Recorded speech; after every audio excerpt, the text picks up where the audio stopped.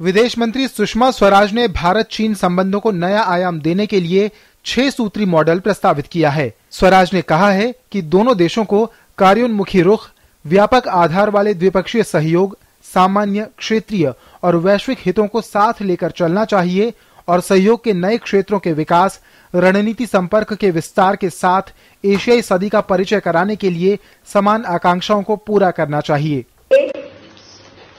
Action oriented approach, B, broad-based bilateral engagement, C, convergence on common regional and global interests, D, develop new areas of cooperation, E, expand strategic communication, and F, fulfill common aspirations to a Asian century.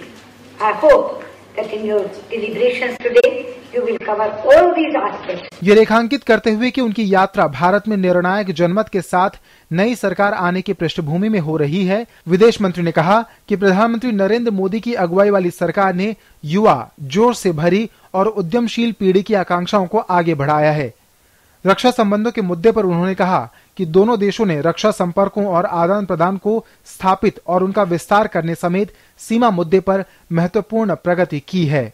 We have made considerable progress in establishing and expanding defense contacts and exchanges, including across our borders. They contribute to the maintenance of peace and tranquility, a prerequisite for the further development of our relationship. On the boundary question, my government is committed to exploring an early settlement.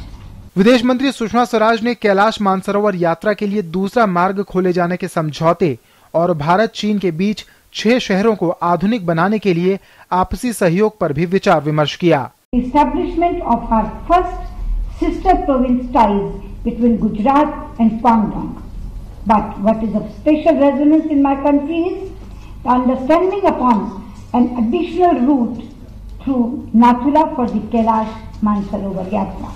विदेश मंत्री सुषमा स्वराज सोमवार को रूस, भारत और चीन के विदेश मंत्रियों की बैठक में शामिल होंगी। वे चीन में भारत यात्रा वर्ष 2015 का भी उद्घाटन करेंगी।